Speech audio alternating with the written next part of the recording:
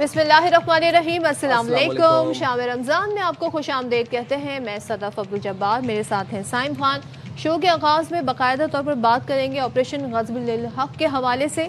पाक फ़ौज की अफ़गान तालिबान और फितनातुल ख़वारिज के ख़िलाफ़ मुँह तोड़ जवाबी कार्रवाइयों का सिलसिला जारी है और हम देख रहे हैं पाक अफ़गान सरहद पर जनूबी वज़ीरिस्तान सेक्टर में अफ़गान तालिबान की पोस्टों को निशाना बनाया गया।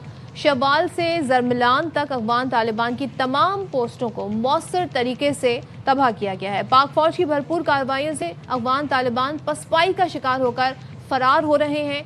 सिक्योरिटी ज़राए ये बताते हैं ऑपरेशन ग़ज़बुल हक़ अपने अहदाफ के मुकम्मल हुसूल तक जारी रहेगा। बिल्कुल जारी रहेगा। पाकिस्तान ने पीर की शब काबुल में किए गए हमले में फितनल ख़वारिज और फितना अफ़गान तालिबान के एक कैंप को निशाना बनाया। ये कैंप काबुल में फ़ौजी इंस्टॉलेशन और इसी जगह पर दहशतगर्दों का बारूद असलहा जमा किया जाता था, मतलब एमओ स्टोरेज था। लेकिन अफ़गान तालिबान रजीम ने झूठा प्रोपोगेंडा करना शुरू कर दिया, एक नैरेटिव बनाना शुरू कर दिया कि ये मनशियात के आदी अफराद का अस्पताल है। अच्छा जी, जहाँ पे रिहैब है जिसको पाकिस्तान ने निशाना बनाया है, हकीकत में ये अस्पताल कैंप फोनिक्स से कई किलोमीटर दूर कायम है। ये एक्चुअल जिस का हवाला दिया जा रहा है अफ़गान तालिबान प्रोपोगेंडा में, ये टारगेट तो उससे बहुत किलोमीटर दूर है। तो ये इसको फिर डीबंक किया वज़ारत इत्तलात ने और ये बाकायदा फुटेजेस दिखाई गई और इमारतें दिखाई गई और ये सारा बयानिया फिर जो था वो बेनकाब किया गया। पाकिस्तान ने जहां जहां पर टारगेट अपने हिट किए वहां की फुटेजेस भी जारी करता है पाकिस्तान, वहां के इमेजेस भी जारी करता है, पूरी detailed information media, international media के साथ शेयर करता है। ऐसे में हम ये देख रहे हैं कि भारत भी अफगानिस्तान के इस प्रोपेगेंडे में कूद गया है और जिस तरीके से वहाँ पर इस चीज़ को एम्प अप किया जा रहा है वो हमारे सामने एम्पलीफाइड सूरत हाल में, एग्जैजुरेटेड सूरत हाल में सामने है। यूँ तो ज़ाहिर है तालिबान जिस तरह की अपने मुल्क में बात करते हैं कि उनके यहाँ एक सिस्टम है, इस्लामी निज़ाम है, लेकिन हम ये देख रहे हैं कि वहाँ से जो नैरेटिव आता है वो झूठ पर मबनी है, प्रोपेगेंडे पर मबनी है और यहाँ पर भी हम ये देख रहे हैं कि इस तरह का प्रोपेगेंडा किया जा रहा है। अल्लामा ताहिर अशरफी साहब ने हमें ज्वाइन किया है इस सारी सूरत हाल पर उनसे बात कर। अस्सलाम वालेकुम अल्लामा साहब, बहुत शुक्रिया आपने हमें ज्वाइन किया। ये बताइएगा, पाकिस्तान बड़ा वाज़ेह है और पाकिस्तान ये कहता है कि हम इस खत्ते में अमन चाहते हैं। बारहा हमने अमन को मौका भी दिया, हमेशा हमने डायलॉग की बात भी की, हमने अफ़गान तालिबान रजीम से मुतादिद मरतबा अमन की बात की, डायलॉग किए और उसके बाद हमने एक ही मुतालबा रखा कि अपनी सरजमीन को दहशत गर्दी के खिलाफ इस्तेमाल ना होने दें जिससे वो कतराते रहे। आज हम ये देख रहे हैं कि जब पाकिस्तान पर बिला इश्तियाल अटैक किया जाता है, पाकिस्तान राइट रखता है, हक रखता है उसका जवाब देने का, और जब हम जवाब देते हैं तो फिर हमारे खिलाफ झूठा प्रोपेगेंडा किया जाता है, जैसा कि इस अस्पताल से मुताल्लिक भी किया जा रहा है। जी अल्लामा साहब। जी बिस्मिल्लाहिर्रहमानिर्रहीम, नहमदुहु व नुसल्ली व नुसल्लिमु अला रसूलिहिल करीम। गुजारिश ये है कि ये जो कुछ अफगानिस्तान से हो रहा है या किया जा रहा है, हमारा मौक़िफ़ तो रोज़े अव्वल से वाज़ेह है कि पाकिस्तान के अंदर जो फितना ख़वारिज और फितना हिंदुस्तान जो कुछ कर रहे हैं, वहाँ पर अफ़गान अबूरी हुकूमत के ज़िम्मेदारान में से बहुत सारे लोगों की इनको हिमायत हासिल है। और अभी आप देखें चंद दिन पहले, इनके महीना डेढ़ पहले अफगानिस्तान के उलमा ने एक एलामिया जारी किया था और ये जो कुछ अभी कह रहे हैं उनकी सुप्रीम कोर्ट के एक जज, वो उसके बिल्कुल बरखिलाफ है। तो ये तो पाकिस्तान के मौक़िफ़ को वाज़ेह तौर पर जो है दुनिया के सामने तस्लीम इन्होंने कर लिया है कि जो पाकिस्तान में दहशत गर्दी हो रही है उसके ये मुआविन हैं और उसके ये मददगार हैं और ये पाकिस्तान के अंदर कत्ल क़िताल और दहशत गर्दी को फ़रोग़ देने में अपना हिस्सा अदा कर रहे हैं।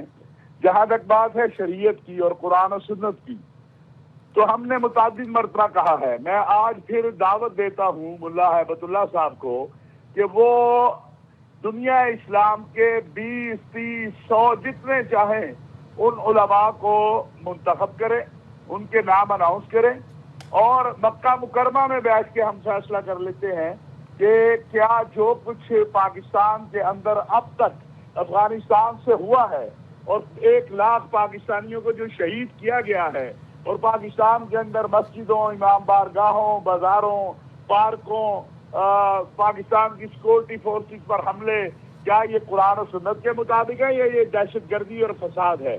पहली बात तो ये है कि अफगानिस्तान के जो उलमा हैं, ये तो साहब जिन्होंने یہ فتویٰ دیا ہے یا اس طرح کے لوگ جو ہیں ان کی تو کوئی علمی حیثیت نہیں ہے، لیکن جو وہاں کے اکابر علماء ہیں وہ بھی ہمارے مدارس کے طالب علم رہے ہیں، ہمارے مدارس سے پڑھے ہیں۔ حضرت مولانا مفتی تقی عثمانی صاحب خود جو ہے مولانا انوار الحق حقانی صاحب یہ حضرات افغانستان گئے اور قرآن و سنت کے مطابق ان حضرات کو بتایا کہ آپ یہ جو کچھ پاکستان میں ہو رہا ہے یہ دہشت گردی ہے، یہ جہاد نہیں ہے۔ جہاد وہ کہلائے گا جو ظلم کے خلاف ہوگا۔ مجھے بتائیے پاکستان نے کہاں پہ افغانستان میں کوئی خودکش بھیجا ہے یا پاکستان نے کبھی افغانستان کے اندر کوئی دہشت گردی کروائی ہے؟ جبکہ ہم تقریباً پاکستان میں جب سے افغان عبوری حکومت آئی ہے طالبان کی، جو پاکستان میں دہشت گردی ہوئی ہے اس میں 80% جو ہے وہ افغانستان سے اس میں ملوث ہے۔ تو یہ تمام شواہد سامنے ہیں۔ جہاں تک بات ہے قرآن و سنت کی، ہم یہ بات واضح طور پر سمجھتے ہیں کہ قرآن و سنت کے مطابق یہ فتنہ خوارج ہے جو پاکستان میں دہشت گردی کر رہے ہیں، اور ان کی سرپرستی کرنے والے بھی اسی زمرے میں آتے ہیں۔ یہ ممکن نہیں ہے۔ قرآن و سنت جو ہے وہ نہ میرا ہے نہ افغانستان کے کسی مولوی صاحب کا ہے، وہ ہے جو اللہ اور اللہ کے رسول صلی اللہ علیہ وسلم نے فرمایا ہے، اور اس فیصلہ بھی اس کے مطابق ہوگا۔ لہذا اگر یہ سمجھتے ہیں تو ملا ہیبت اللہ صاحب آج تو واضح ہو گیا، کیونکہ یہ 2 دن سے یہ ویڈیو چل رہی ہے اور یہ ایک ذمہ دار شخصیت ہے وہاں کی۔ پہلے تو اور وہاں کے لوگ بولتے تھے، اگرچہ ان کا تعلق بھی افغان طالبان کے ساتھ تھا، لیکن یہ ایک ذمہ دار آدمی جب یہ فتویٰ جاری کر رہا ہے اور یہ بات کہہ رہا ہے تو کیا اس کے خلاف تو ملا عبد اللہ صاحب نے ایکشن لیا؟ نہیں لیا۔ یہ اب واضح کرتا ہے کہ ان کے عزائم کیا ہے، اور اس وقت جس طرح ہندوستان اور اسرائیل ان کو استعمال کر رہا ہے وہ ہم سب کے سامنے ہے، اور انشاءاللہ پاکستان کی فوج ظلم کے خلاف جو بھی کارروائی کرتی ہے وہ جہاد ہے۔ پاکستان کی فوج اپنی سرحدوں کی حفاظت کرتی ہے، وہ جہاد ہے۔ پاکستان کے سلامتی کے ادارے اور ہماری پولیس اپنے لوگوں کا تحفظ کرتی ہے، یہ جہاد ہے۔ پاکستان نہ ظلم کرتا ہے اور نہ ہی ظلم کو برداشت کرے گا، اور نہ ہی کسی کو اپنے لوگوں پر ظلم کرنے دے گا۔ یہ بات سب کے ذہن میں ہونی چاہیے۔ جہاں تک شریعت کی بات ہے، پاکستان کا آئین، قانون، دستور 57 اسلامی ممالک میں سے سب سے زیادہ قریب ہے قرآن و سنت کے، اور ہمارے آئین اور دستور میں واضح ہے کہ کوئی چیز ہمارے ملک میں قرآن و سنت کے احکامات کے خلاف نہیں ہو سکتی ہے۔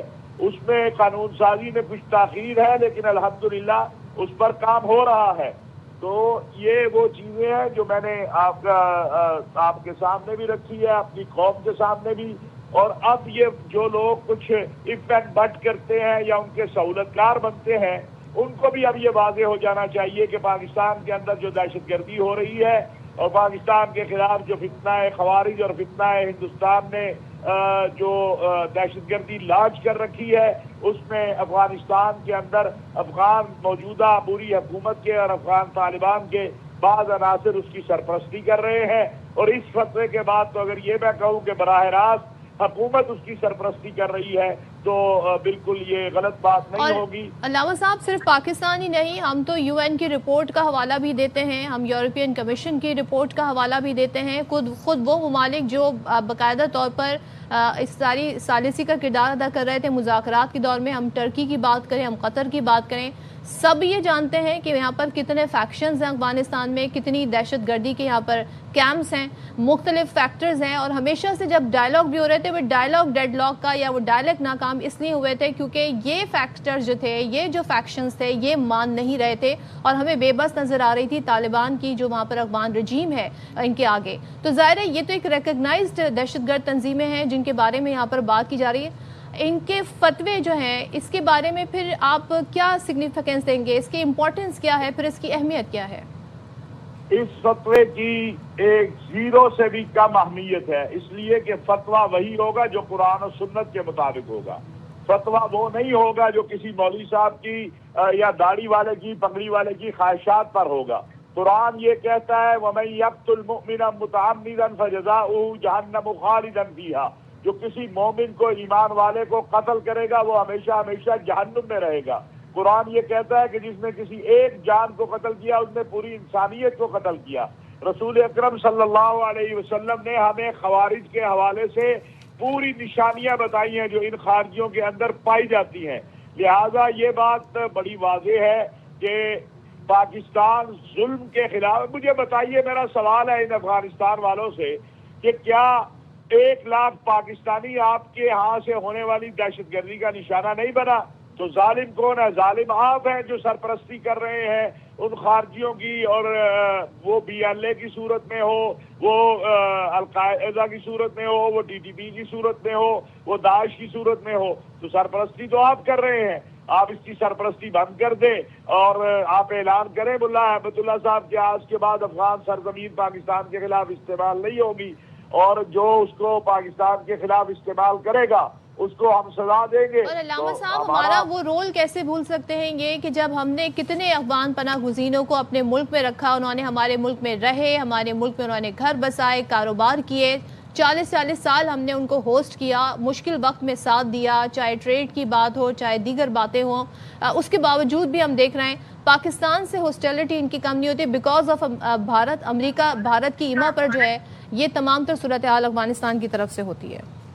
دیکھیے، گزارش تو وہی ہے جو میں نے پہلے عرض کی ہے کہ کوئی شرعی، قانونی، اخلاقی دلیل ان کے پاس نہیں ہے. آپ مجھے بتائیے، ملا عمر نے بدھا کا مجسمہ جو ہے اس کو گرایا تھا، اس کو توڑا تھا. امیر خان متقی صاحب نے جو پریس کانفرنس کی بیٹھ کے ہندوستان میں، وہ بدھا کے مجسمے کے نیچے کی. تو یہ تو خود جس امیر المومنین کے نام کے اوپر اپنی ساری امپائر سجائے ہوئے ہیں، اپنی ساری عمارت بنائے ہوئے ہیں، یہ اس کے وفادار نہیں ہوئے تو ہمارے کہاں سے وفادار ہوں گے؟ یہ پاکستان نے کیا کچھ نہیں کیا ان کے لیے، لیکن آج آپ کے سامنے ہے کہ ہمارے بچوں کا یہ خون بہا رہے ہیں. اور اب تو دنیا کے سامنے آ گیا ہے کہ یہ بیچارے لوگوں کو نشہ دے کے اور ان کو خودکش کے لیے تیار کرتے ہیں، اور وہ پھر آگے خودکش پاکستان میں کرتے ہیں. ہم دلیل سے بات کرنے کے لیے دعوت دے رہے ہیں. عالمی دنیا بھی پاکستان کے موقف کے ساتھ ہے. آج کیا سعودی عرب، ترکیہ، قطر، کوئی متحدہ عرب امارات، کوئی ایک مجھے 57 اسلامی ملکوں میں سے ملک بتا دیں، اپنے پڑوسیوں میں سے کوئی بتا دیں، چائنا بتا دیں، ایران بتا دیں کہ جو ان کے موقف کا حامی ہو یا ان کے لیے کوئی جو ہے وہ بات کرنے والا ہو. سارے ان کے رویوں سے عاجز آ گئے ہیں کہ یہ دہشت گردی کا جب معاملہ آتا ہے تو اس وقت دہشت گردوں کی جو ہے وہ پشپرائی پہ کھڑے ہو جاتے ہیں. کیوں سعودی عرب میں آخری مذاکرات ناکام ہوئے؟ اور پورا خطہ علامہ صاحب اس بات سے کو جانتا ہے کہ افغانستان سے میں جو ہے وہ دہشت گردی کو پنپ رہی ہے، وہاں پر تربیتی مراکز بھی ہیں، پورا خطہ اس بات سے واقف ہے. بہت شکریہ آپ نے ہماری نیوز کے لیے وقت نکالا. یہاں پر آپ کو ایک اور خبر سے بھی اپڈیٹ کریں. بلوچستان میں دہشت گردی کا ایک بڑا منصوبہ ناکام بنایا گیا. فورسز نے خودکش حملے کے لیے تیار کی گئی خاتون کو گرفتار کر کے کوشش ناکام بنائی.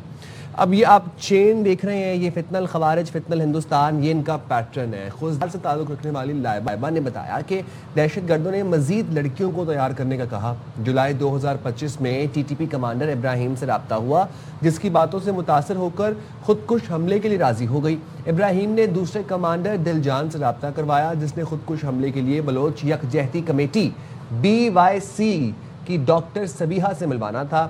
اور مزید لائبہ نے کیا کہا، ذرا آپ اسی کی زبانی سن لیں.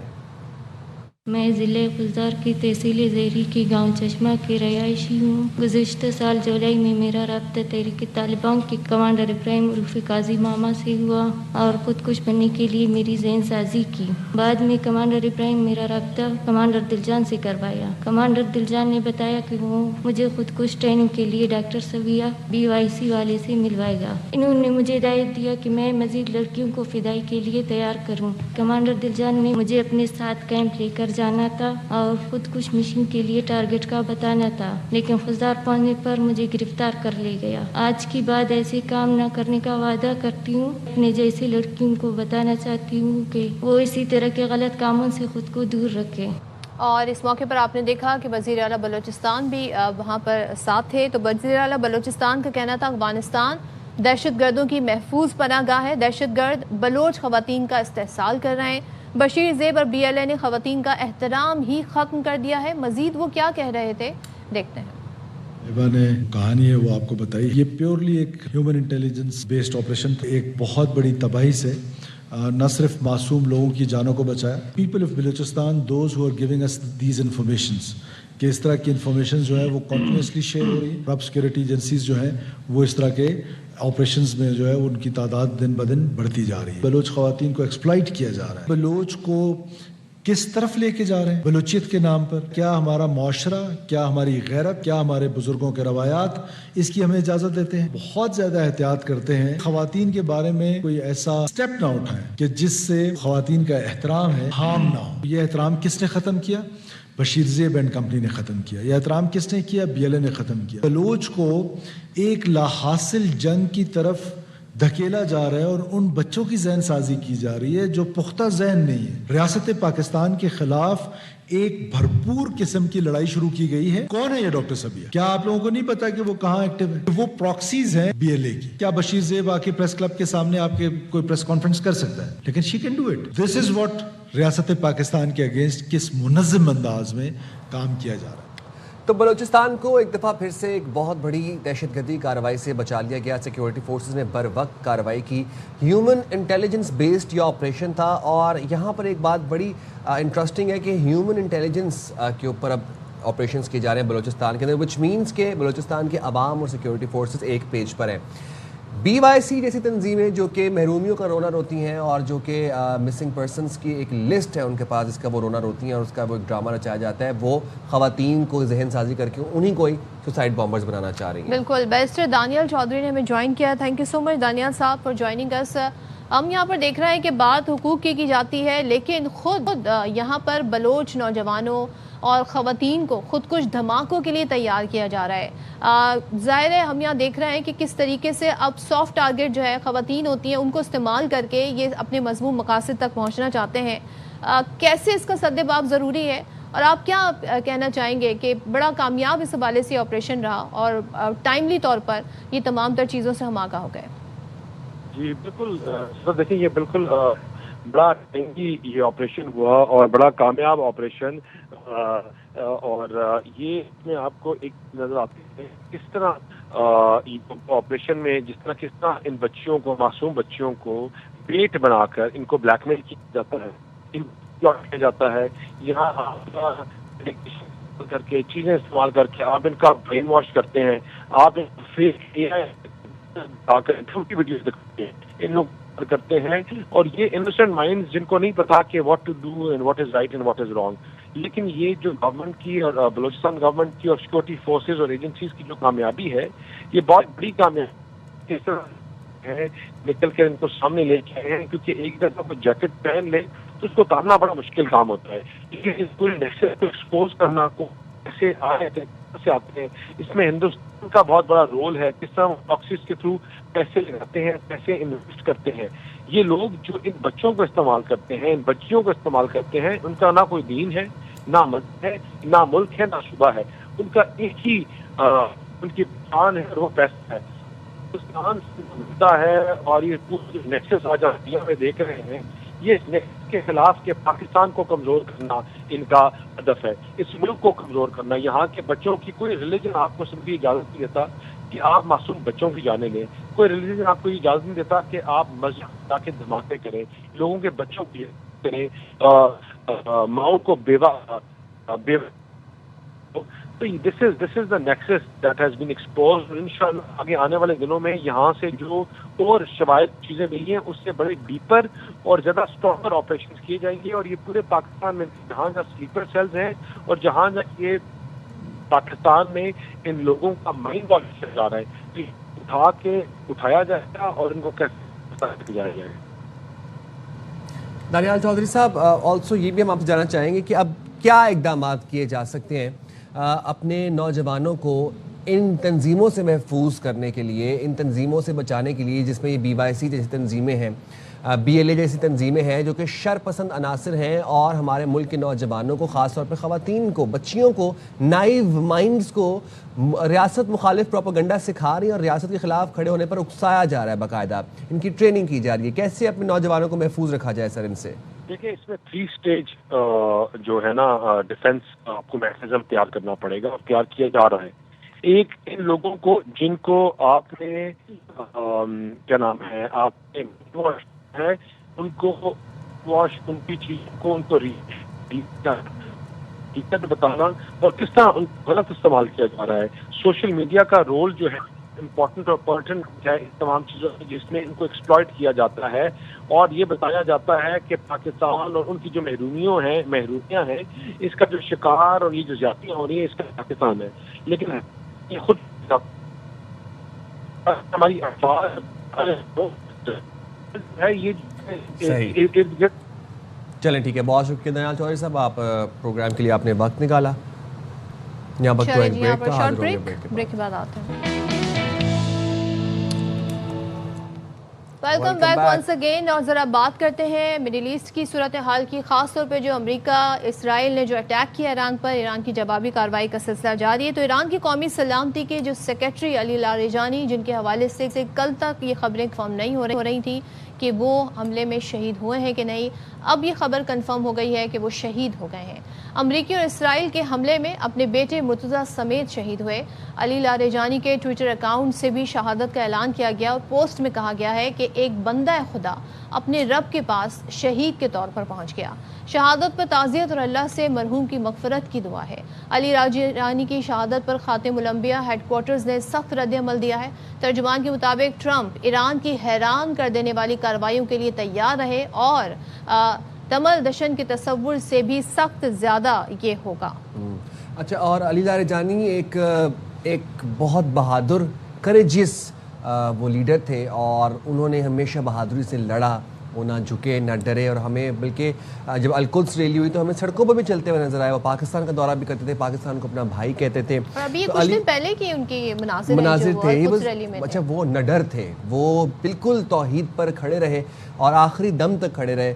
خطے میں امریکہ کی 50 سال کی سرمایہ کاری کو تباہ کر دیں گے, یہ اب علی لاریجانی کے شہید ہونے کے بعد ایران کا موقف ہے, ایران کا رد عمل ہے. اب دشمن اپنی ناکامی چھپانے کے لیے جنگی جرائم کا مرتکب ہو رہا ہے. اچھا, ایران ہمیشہ سے بڑا خطرہ رہا ہے. وائٹ ہاؤس میں صحافیوں سے گفتگو کرتے ہوئے اب ڈونلڈ ٹرمپ نے یہ کہا کہ اوباما کے ایران نیوکلیئر معاہدے کو ختم نہ کرنے کی صورت میں 4 سال قبل نیوکلیئر جنگ یا ہولوکاسٹ ہو سکتا ہے. لیکن اب ہر لحاظ سے ایران کو بری طرح نقصان پہنچایا اور ابھی فوری جنگ نہیں رکے گی. اچھا, کبھی وہ کہتے ہیں فوری جنگ نہیں رکے گی, کبھی وہ کہتے ہیں ہلکی پھلکی ہنٹ دے رہے ہوتے ہیں کہ it will be over very soon, it will be over soon. Larijani کے شہید ہونے کے بعد بھی انہوں نے یہ ایک اندیا دیا, ایک ہنٹ دی کہ now everything is done and now it will be over soon. But who knows Donald Trump کس دن وہ منہ اٹھا کے وکٹری ڈکلیئر کریں گے, وی نیور نو, بٹ لگتا ہے کہ وہ دن قریب ہے. اچھا جی, ایران کے وزیر خارجہ عباس عراقچی کہتے ہیں کہ اعلیٰ رہنماؤں کی شہادت سے نظام کو ہلایا نہیں جا سکتا.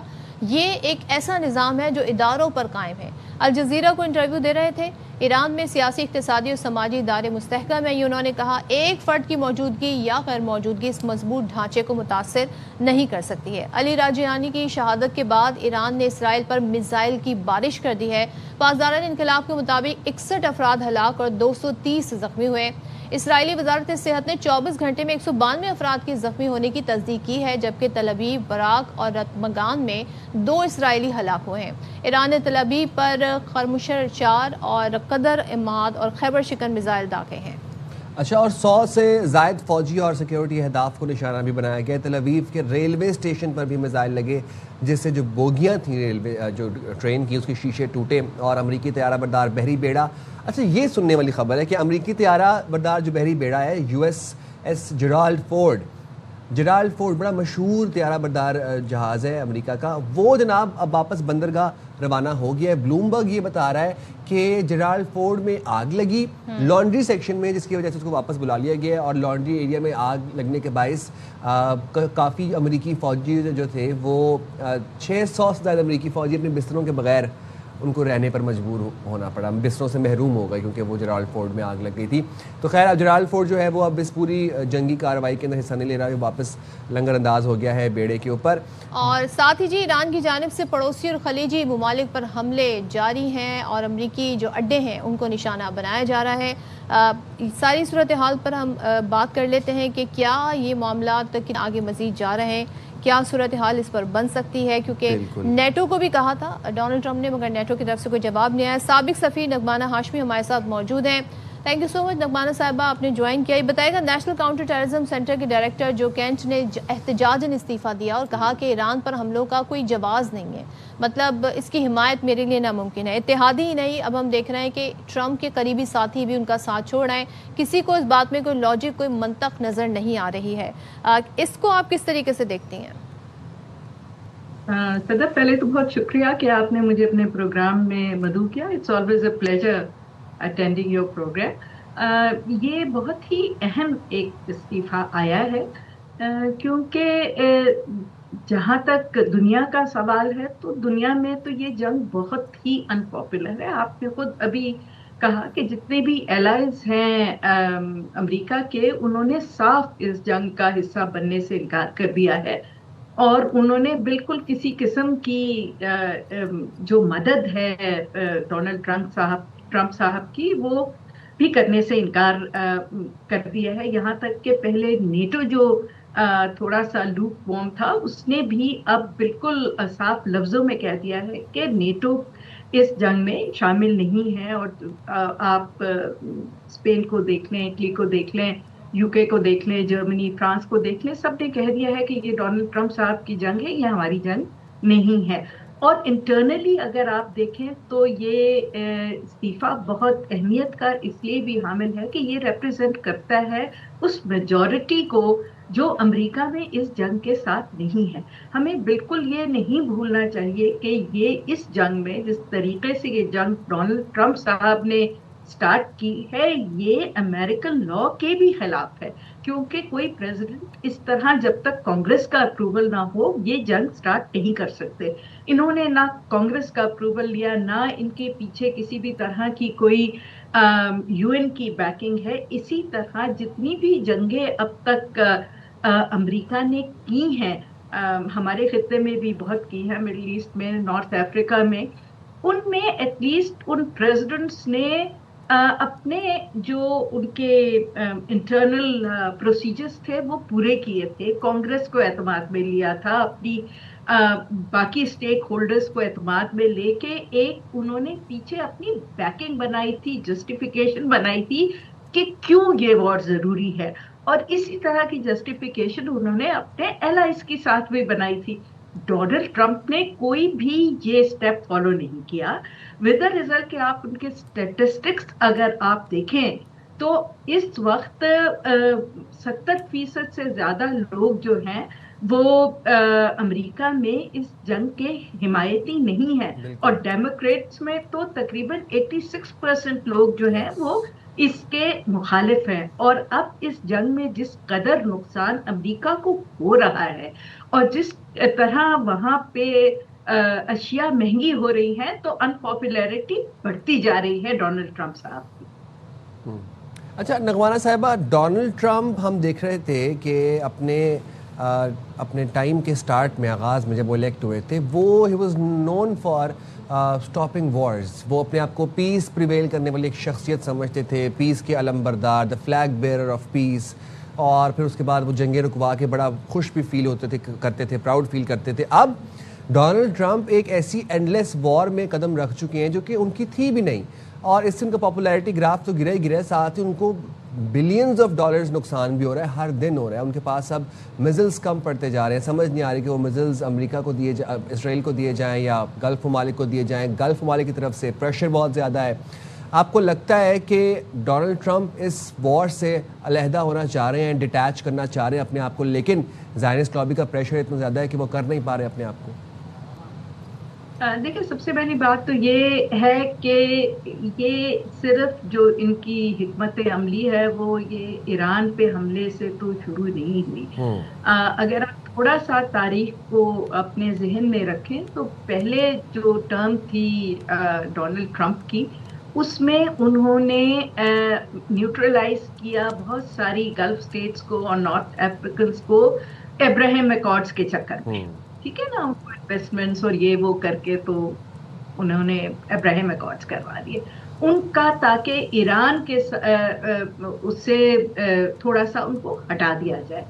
फिर उन्होंने बड़े अपने सेकंड टर्म में आते ही, देखिए, जो पहला उनका डिसीजन था वो था कि अपना जो उनकी मिनिस्ट्री वो डिपार्टमेंट ऑफ डिफेंस था उसका उन्होंने नाम चेंज करके डिपार्टमेंट ऑफ वॉर रख दिया। बिल्कुल एग्जैक्टली तो उससे ही बहुत सारे लोग, हमने लिखा भी, आप लोगों ने भी बात की कि वो एक बहुत क्लियर इंडिकेशन थी कि इनकी बिल्कुल किसी किस्म की पुरअमन रहने की हिकमत अमली नजर नहीं आती। और फिर आपने उसके बाद देखा कि गजा में क्या हुआ, किस कदर की खूरेजी हुई, किस तरह का जेनोसाइड हुआ और किस तरह उस पे कॉन्स्टेंटली उसको अमेरिका ने सपोर्ट किया। यहाँ तक कि जितना ज्यादा वीटो का इस्तेमाल अमेरिका ने गजा के सिलसिले में किया वो कभी पहले शायद नहीं किया था। और फिर जुलाई में उन्होंने हमला भी कर दिया ईरान के ऊपर, इसराइल ने पहले किया, फिर उन्होंने अपना वो जो उनका बम का बस्टर है वो बम फेंक के उन्होंने कहा कि जी हमने सारा कुछ इनका खत्म कर दिया है। तो ये तो कहना दुरुस्त नहीं है कि शायद इस वक्त अब वो किसी प्रेशर के अंडर आके और वो वॉर की तरफ चले गए। मेरा तो ख्याल है वो अपनी पहली टर्म का जो उन्होंने स्टार्ट किया था कि इजराइल को सपोर्ट करना है, बाकी लोगों को डाइल्यूट करना है यहाँ और ग्रेटर इजराइल बनाना है, वो अपने उस ही एजेंडे पे भरपूर तरीके से आगे चलते जा रहे थे। लेकिन ईरान के सिलसिले में उन्होंने बहुत बड़ी मिसकैलकुलेशन कर ली। He thought कि ईरान भी जो है कोई वेनेजुएला की तरह है कि उसको अगर मैंने उल्टे हाथ से 2 घंटे में उनका प्रेसिडेंट और उसकी वाइफ को ले जाके कू कर दिया और गवर्नमेंट चेंज हो गई तो सीधे हाथ से तो मैं ईरान को 4 घंटे में कर लूंगा। बट आई थिंक वो उनकी बहुत बड़ी मिसकैलकुलेशन थी। वो ये नहीं समझ पाए कि ईरान किस किस्म की सिविलाइजेशनल स्टेट है, वो कितने रिजिलियंट लोग हैं और वो बहुत अरसे से, देखिए 40 साल से उस कौम के ऊपर अमेरिका ने सैंक्शंस लगाए, बिल्कुल बैटल हार्डन भी है, ऐसे ही है। तो वो बहुत मजबूत और स्ट्रेटेजिक थिंकिंग वाली कौम है। बिल्कुल। Thank you so much नगमाना Hashmi साहिबा हमारे साथ थी। और ज़ाहिर है डोनाल्ड ट्रंप साहब दावे कितने भी करें, हकाइक सबके सामने है कि इस वक्त जी डोनाल्ड ट्रंप को पॉलिटिकल जो आप कैपिटल कह लें, जो उनकी साख है, सब कुछ डाउनग्रेड हो रही है और अगर वो जल्दी समझ लें तो उनके लिए ही बेहतर है। अच्छा जी, एक अपडेट है हमारे पास प्रोग्राम में, ज़रा वो भी शेयर कर लेते हैं आपके साथ। वज़ीर आला मरीम नवाज़ के लिए नए खरीदे गए जहाज़ की तहकीकात के लिए तहरीक इल्तवा पंजाब असम्बली में जमा करा दी गई। तहरीक इल्तवा PTI के रुकन शेख इम्तियाज़ ने जमा कराई। नईम अशरफ बट हमें इस वाले से अपडेट करेंगे, लेकिन आपको बताएं कि तहरीक इल्तवा में कहा गया है कि महंगाई के दौरान अरबों रुपए के जहाज़ खरीदने की तहकीकात की जाए। हुकूमत पंजाब ने नया लग्जरी जहाज़ खरीदा, तफसीलात आवाम से छुपाई जा रही हैं। तहरीक इल्तवा में पेपरा रूल्स की खिलाफ वर्जी और हुकूमत से टेंडर की तफसीलात तलब की गई हैं। जहाज़ की फ़ी घंटा ऑपरेशनल लागत हुकूमत ने नहीं बताई।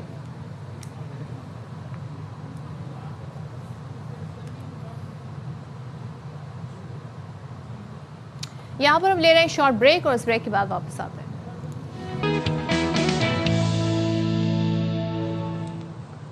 वेलकम बैक जनाब। एक और अपडेट है वो भी शामिल कर लेते हैं प्रोग्राम में। वज़ीर आला खैबर पख्तूनख्वा सुहेल आफरीदी के साथ मौजूद स्पेशल ब्रांच सिक्योरिटी स्टाफ तब्दील कर दिया गया। नोटिफिकेशन के मुताबिक वज़ीर आला के साथ ड्यूटी देने वाले स्पेशल स्टाफ के 13 एहलकार तब्दील कर दिए गए। नईम अशरफ बट हमें इस हवाले से अपडेट करेंगे। नहीं बताएगा क्यों तब्दील किए गए 13 एहलकार?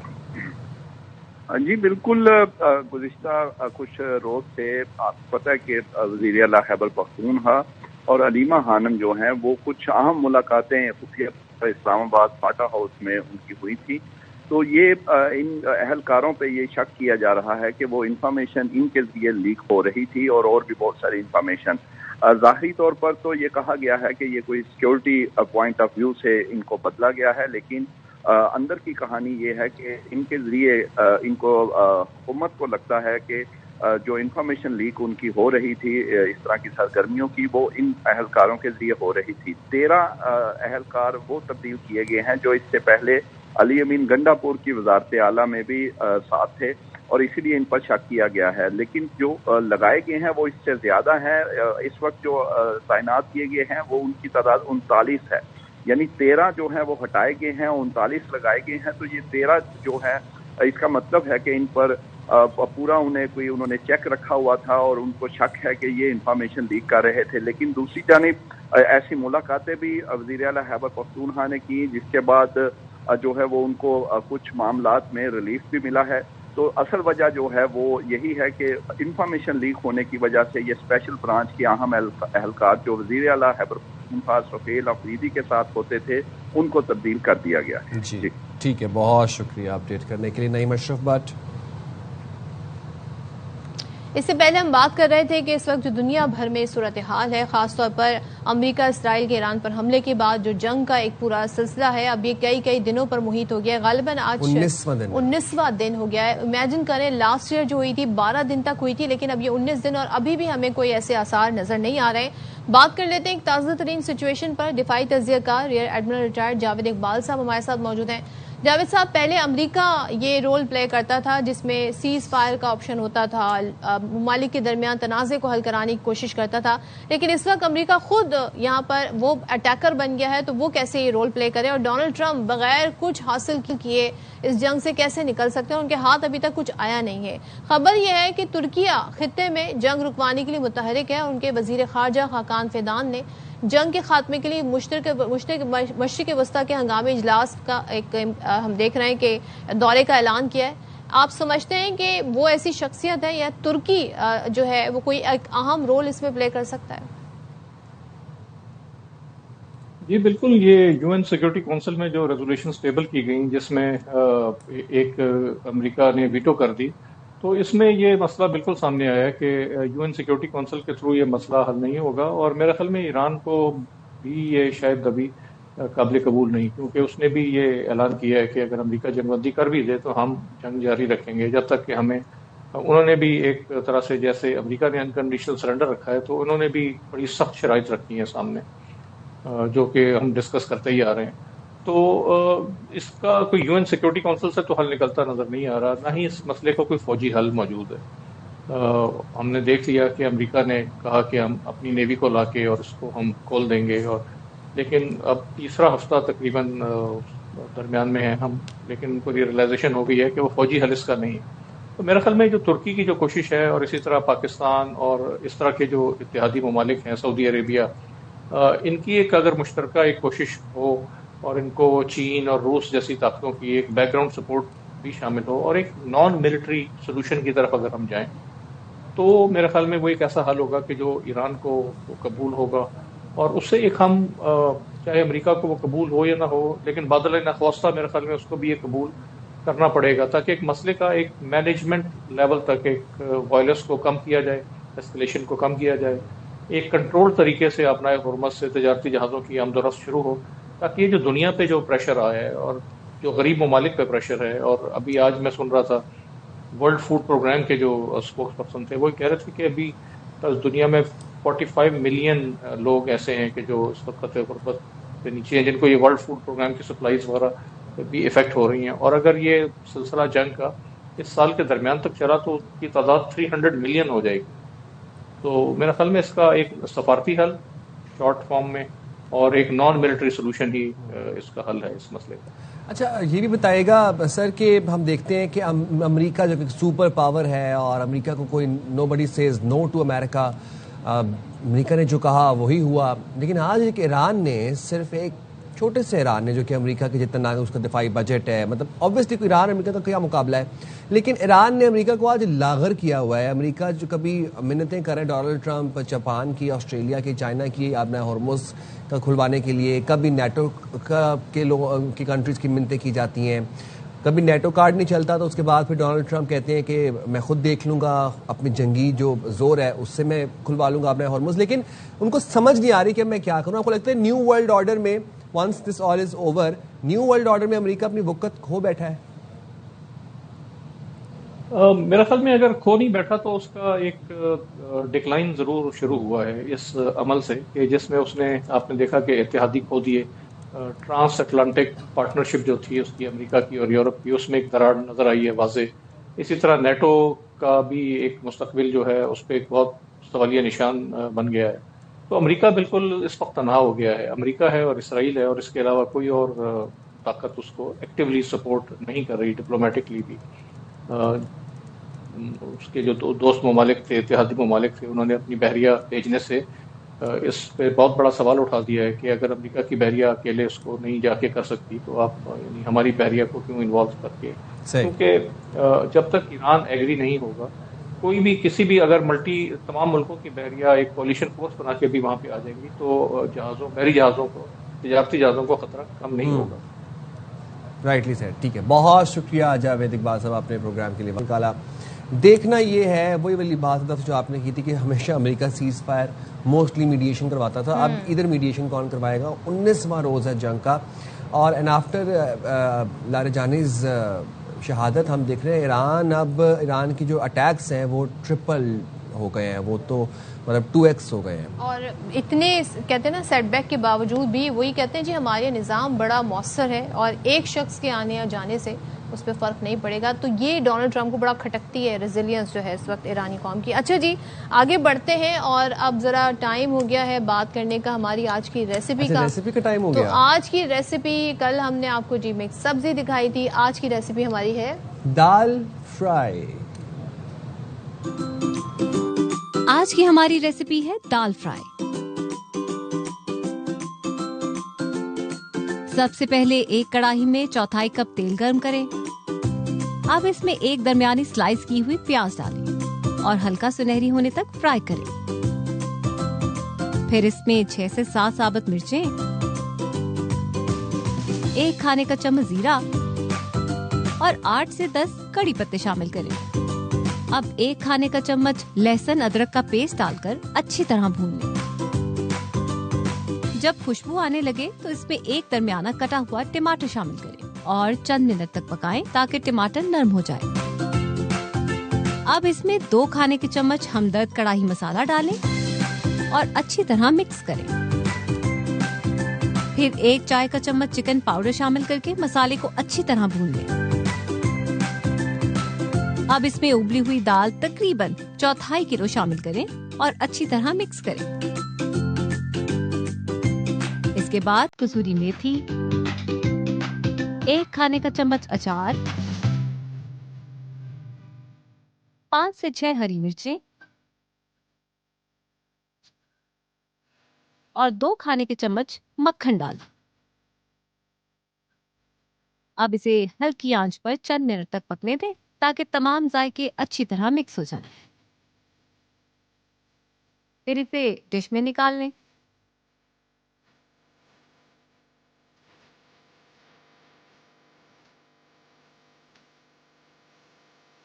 لیجیے تیار ہے ہماری مزیدار اور خوشبودار دال فرائی.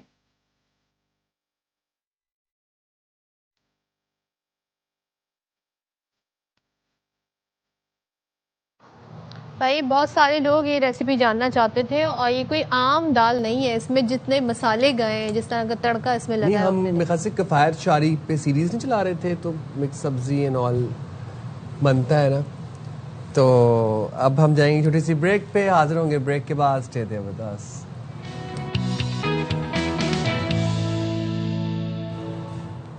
السلام علیکم، ویلکم بیک ٹو شام رمضان. سائم خان اور صدف عبدالجبار پھر سے آپ کی خدمت میں حاضر ہیں. پروگرام کو آغاز کرنے سے پہلے ایک ذرا اپڈیٹ دے دیتے ہیں آپ کو.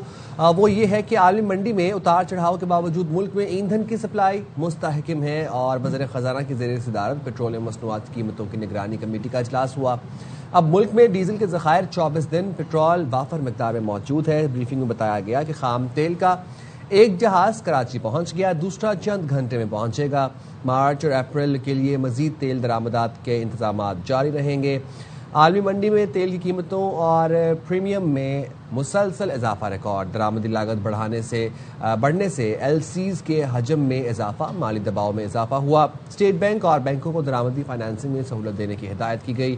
اجلاس میں ایندھن کی مصنوعی قلت روکنے کے لیے سخت نگرانی کا فیصلہ کیا گیا. صوبائی حکومتوں کو ذخیرہ اندوزی کے خلاف کارروائی کی ہدایت کی گئی. کمیٹی کا عید اور فصل کٹائی سیزن کے دوران ایندھن کی فراہمی یقینی بنانے کی ہدایت. آئل مارکیٹنگ کمپنیاں مکمل آپریشنل رہیں گی، قلت کا خدشہ نہیں ہوگا.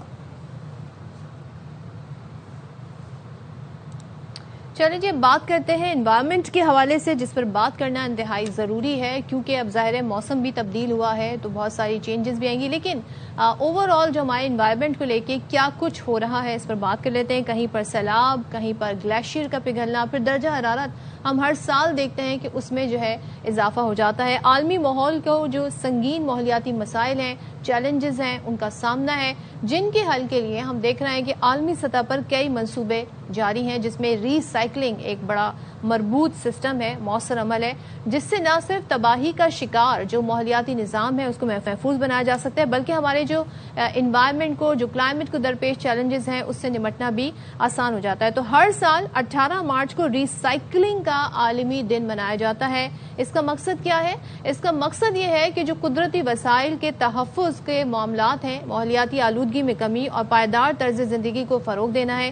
ہم اس ٹرینڈ میں کافی زیادہ تیزی دیکھ رہے ہیں اور پاکستان میں ہر سال 30 لاکھ سے زائد ٹن جو ہے 30 لاکھ ٹن سے زائد کا کچرا پیدا ہوتا ہے اور زیادہ تر کچرا مناسب نظام اور آگاہی نہ ہونے کی وجہ سے ضائع ہو جاتا ہے اور ظاہر ہے پھر وہ ایک گندگی اور تعفن کا سبب بھی بنتا ہے. اچھا، ری سائیکلنگ صرف یہ نہیں ہے کہ آپ جا کے پلاسٹک کی بوٹلز ڈمپ کر کے آ جائیں اور وہ آپ کو ری سائیکل ہو کے، یا آپ ری سائیکلنگ ایک لائف سٹائل ہے، ایک طرز زندگی ہے، ایک مائنڈ سیٹ ہے کہ آپ نے اپنے کپڑے کس طرح سے ری سائیکل کر کے اپنے پاس آپ ان کو محفوظ کر سکتے ہیں، یا آپ اپنے گھر میں چیزوں کو کس طرح سے ری سائیکل کر کے ان سے کچھ بنا سکتے ہیں، کوئی کرافٹ کر سکتے ہیں، یا پھر آپ اپنی لائف میں کتنا آپ تھرفٹنگ کی طرف آپ کا رجحان ہے. یہ سب چیزیں آپ کی طرز زندگی ہے. تو یہ اگر آپ اپنا لیتے ہیں تو آپ کی زندگی بہت آسان ہو جائے گی اور آپ ماحول کو بہت اچھے سے سپورٹ بھی کر پائیں گے. تو بات کر لیتے ہیں، موجود ہے ہمارے ساتھ ماہر ماحولیات ڈاکٹر پرویز امیر صاحب. بہت شکریہ پرویز صاحب، آپ نے پروگرام کے لیے وقت نکالا. ماحولیات کی آلودگی کم کرنے کے لیے ری سائیکلنگ کس تک مددگار ثابت ہو سکتی ہے اور ری سائیکلنگ لائف سٹائل کیسے اپنایا جائے، یہ بھی بتائیے گا. میرے خیال جو سا ریسائکلنگ کے اندر لائف سٹائل جو آپ بات کر رہے ہیں، بنیادی چیز جو سی نا وہ لائف سٹائل ہی ہے.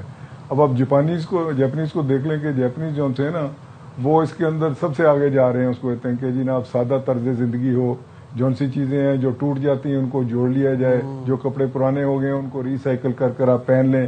اسی طریقے سے گلاس کی کوئی پروڈکٹ ہے یا پلاسٹک کی کوئی پروڈکٹ ہے، وہ سارے کا سارا جو سا اپنے یہ ٹین ہے یا پلاسٹک جو ہے نا اس کو ریسائیکل کر وہ اپنے پاٹس بنا لیتے ہیں، اس میں درخت چھوٹے چھوٹے اگا رہے ہیں. کوئی ان کا گھر ایسا نہیں ہوتا جس کے اندر جو ہے نا پلانٹس نہیں ہے. ہمارے ہاں تو وہ خیر بہت ہی کم لوگ ہیں جو سے مطلب انڈور پلانٹس کی طرف جو ہے نا توجہ کرتے ہیں. انڈور پلانٹس کے لیے بہت سارا مٹیریل جو ہم ضائع کرتے ہیں وہ ریسائیکل ہو سکتا ہے. تو اسی طریقے سے جو سے مٹیریلز ہیں جو سے اپنا تھوڑے سے پریشیس ہیں، مطلب جو سے یہ ٹین ڈبا ہے یا سلور ہے یا اس طرح کی چیزیں ہیں، ان کو آپ ریسائیکل کر اس کو ایک اکنامک گڈ کریٹ کر سکتے ہیں کہ اس کی جو سی نا اکنامک ویلیو وہ سبسٹینٹیو ہے. یہ بلینز آف روپیز کے اندر ہے یہ جو سی اکنامک ویلیو ہے. تو میں سمجھتا ہوں پنجاب میں دوسرے علاقوں کا تو مجھے نہیں اتنا ابھی علم، پنجاب کے اندر جو سا نا بہت مربوط طریقے سے جو سا نا یہ گاربیج کلیکشن کے اوپر جو سا یہ صفائی کے اوپر بہت زیادہ زور ہے جو موجودہ حکومت ہے. تو اس کے اندر یہی ہے کہ جو سا اب ہر جگہ پر آپ دیکھیں گے روڈ سائڈس کے اوپر بھی پٹس بنائے جا رہے ہیں، ڈفرینٹ چیزیں کر رہے ہیں. ہم جو سے اپنے جو سے ایون پونڈز ہیں اس کو بھی ریہیبلیٹیٹ کر رہے ہیں کہ جی اس کے اندر پہلے ہوتا تھا کہ جو سا گاؤں کا کچرا وچرا اس کے اندر آپ ڈال کر آپ اس کو سارا ایریا کور کر دیا ہے، وہ ہم اس کو ریہیبلیٹیٹ کرنے کی کوشش کریں گے. جتنے تقریباً 40,000 پاؤنڈز ہیں جن کے اوپر لوگوں نے قبضہ کر لیا ہوا ہے کہ اس کے اوپر بھی جو سی نا ریہیبلیٹیشن کی جائے اور اس طریقے سے جو سا نا اس کو as economic value, economic good کے طور پر جو سا نا پیش کیا جائے. اچھا، ذرا ہم یہ جاننا چاہتے ہیں اگر ہم کراچی کو ایز ماڈل لیں، کیونکہ یہاں پر جو کچرے کا ایک مسائل کا سلسلہ ہے، جگہ جگہ ہمیں کچرا کنڈی نظر آتی ہیں، ڈمپنگ سائٹ بھی ہے یہاں پر موجود آلریڈی، اس کے باوجود بھی ویسٹ کو صحیح طور پہ ٹھکانے نہیں لگایا جا سکتا ہے. یہاں پہ آپ سمجھتے ہیں کہ کس طریقے سے سسٹم کو لایا جا سکتا ہے؟ ری سائیکلنگ کے پروسیس میں آنے میں ٹائم لگے گا، لیکن کس طریقے سے ہم کیٹیگرائز کر سکتے ہیں جی کون سا مٹیریل، پلاسٹک، شیشہ، دھات، کس طریقے سے انہیں سیگریگیٹ کیا جائے؟ جو ویلیو ہوتی ہے نا اپنی جو سے بھی کچرے کی گاربیج کی، وہ آپ جو سے اس کو اکنامکلی یوز کر سکتے ہیں. تو ہمارے یہاں جو 3-4 چیزیں آتی ہیں. پہلا کلیکشن ہے، کلیکشن کے بعد اس کی ڈسپوزل ہے کہ جی آپ اس کو پراپر جگہ کے اوپر جو سے نا ڈسپوز کر سکیں.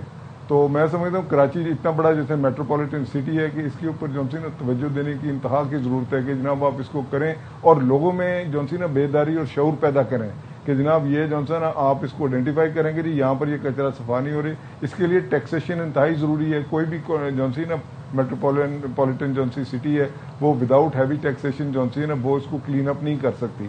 اس کو کچھ کو پرائیویٹ سیکٹر میں دے لیں. ہمارے ادھر پنجاب کے اندر جو ہے نا اس میں یہ بھی کر رہے ہیں ہم جو ہے نا کہ پرائیویٹ سیکٹر کو بھی اس میں انوالو کر رہے ہیں. دیکھیں چائنا جو ہے نا وہ اس کو کہہ رہا ہے کہ جی مجھے تو آپ سارا دے دیں, میں آپ کا یہ لے جا کر میں اس کو ری پروسیس کر اس کی 50-60% ویلیو جو ہے دوبارہ نکال لیتا ہوں.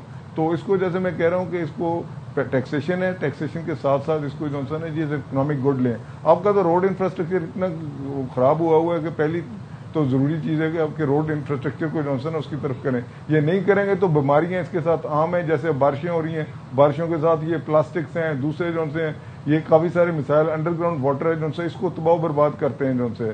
تو میں سمجھتا ہوں کہ یہ کلائمیٹ چینج کے اوپر تو جو اثر انداز یہ کر ہی رہا ہے, اس کے ساتھ جو ہے نا آپ کا ٹمپریچر بھی جو ہے نا ریپڈلی بڑھے گا, جیسے کہ دنیا میں بڑھ رہا ہے, ریپڈ انکریز جو ہے نا وہ ٹمپریچر کی ہوگی. اس کے ڈاکٹر صاحب ایک بات بتائے گا, طبی ویسٹ کو ڈمپ کرنے کا کیا طریقہ کار ہے, اور کیا کراچی میں طبی ویسٹ کو ڈمپ کرنے کے لیے کوئی ڈمپنگ سائٹ موجود ہے؟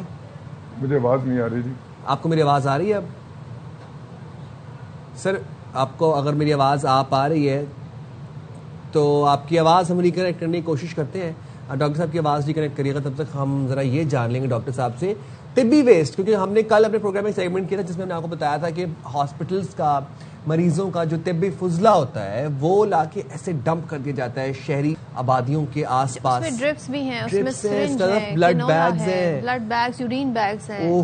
مطلب آپ سوچیں نارمل آپ کا دماغ یہ بات قبول کرتا ہے کہ ہم ایک میٹروپولیٹن سٹی کی بات کر رہے ہیں, یہ ہم کسی دیہی دور دراز سبربس کی بات نہیں کر رہے.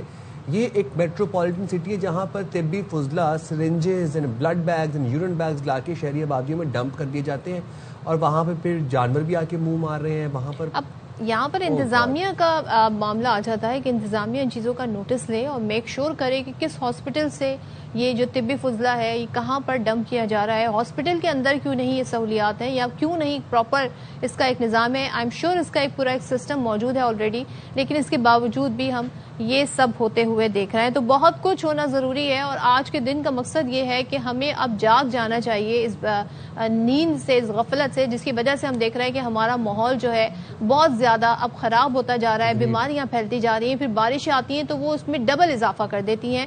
تو اس کے لیے ٹائملی ایکشن لینا بہت ضروری ہے. مونسون میں بھی ڈراسٹک افیکٹس دیکھتے ہیں ہم ماحولیات, کیونکہ ہم نے اپنے ماحول کو خود ہی خرابی کی طرف لے کے جا رہے ہیں. اس کے بعد سردیاں آتی ہیں تو اسموک دیکھتے ہیں ہم, گرمیاں آتی ہیں تو ایکسٹریم گرمیاں آ جاتی ہیں.